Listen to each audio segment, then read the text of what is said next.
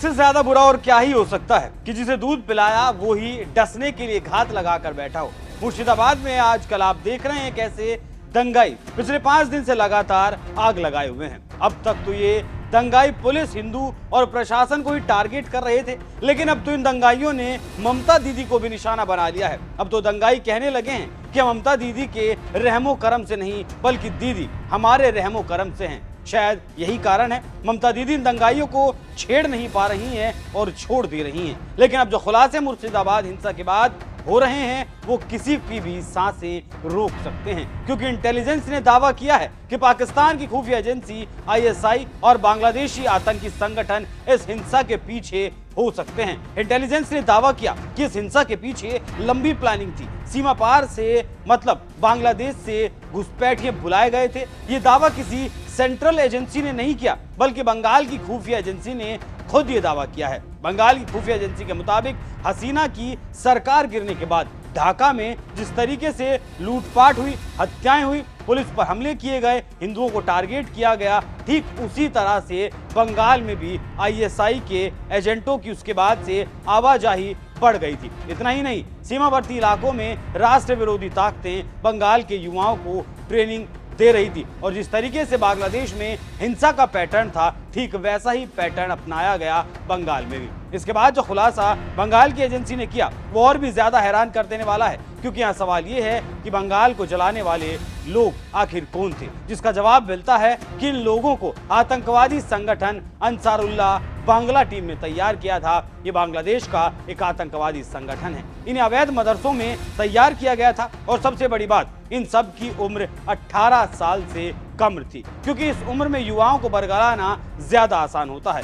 वक्फ संशोधन कानून मुसलमानों के लिए कितना खतरनाक है, ये बात इनके दिमाग में भरी गई थी। योजना वक्फ के नाम पर पूरे भारत को अस्थिर करने की थी, जिस तरीके से संभल की साजिश को प्लान किया गया था। राज्य खुफिया एजेंसी के सूत्रों के मुताबिक ऐसे सैकड़ों युवाओं को महीनों तक दिमाग में बैठाकर बांग्लादेश से बंगाल में तस्करी करके लाया गया है। उन्होंने ठिकाने के लिए मुर्शिदाबाद सीमा पर कुछ खारिजी मदरसों को चुना है।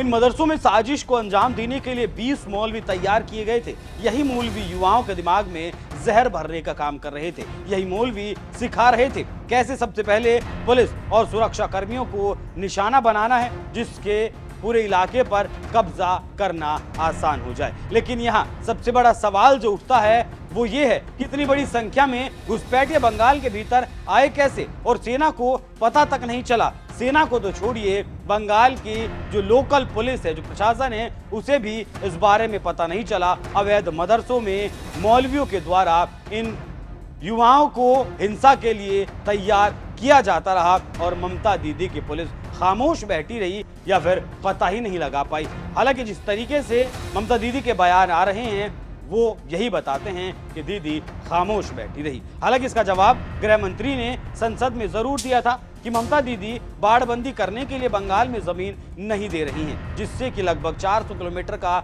इलाका खुला पड़ा है। मालदा मुर्शिदाबाद 24 परगना की सीमा सीधे तौर पर बांग्लादेश से लगती है। यही वजह है कि इन जिलों में घुसपैठ आसान हो जाती है और इसी बात का फायदा आईएसआई और आतंकवादी संगठन अंसारुल्लाह बांग्ला उठाते हैं, जिसके सबूत लोकल इंटेलिजेंस के हाथ लगे हैं। इंटेलिजेंस ने यह भी बताया कि इन लोगों का प्लान प्रशासन को चारों तरफ से घेरना था, जिसके बाद पुलिस और फोर्स बचकर न भाग सके और इन सब को मौत के घाट उतारा जा सके। कुछ जगहों पर ये लोग कामयाब भी हुए और उन्हीं जगहों पर लगभग 15 पुलिसकर्मी घायल भी हुए। बीएसएफ डिटेक्टिव डिपार्टमेंट ने बीएसएफ को एक रिपोर्ट सौंपी है, जिसमें ये कहा गया कि पश्चिम बंगाल के मुर्शिदाबाद में हाल ही में हुई अशांति वक्फ कानून 2025 के खिलाफ विरोध प्रदर्शनों से शुरू हुई। यह हिंसा बांग्लादेश स्थित चरमपंथी समूह जमात इस्लामी से प्रभावित थी। ये प्रदर्शन खुद से नहीं किया गया था बल्कि बाहरी तत्वों की ओर से भड़काया गया था। ये हिंसा जमात उल मुजाहिदीन बांग्लादेश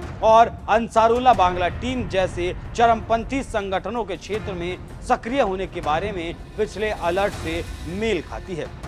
इस बात की पुष्टि स्थानीय लोग भी करते हैं और बताते हैं जो लोग हिंसा में शामिल थे वो लोग पहचान से बाहर के लग रहे थे, स्थानीय लोग नहीं थे। तो इससे आप समझ सकते हैं कि कितने बड़े स्तर पर इस साजिश को बुना गया था। बंगाल को जलाने की कितनी बड़ी साजिश थी और बंगाल से फिर हिंदुस्तान को अस्थिर करने की कितनी बड़ी आतंकी ये साजिश हो सकती थी।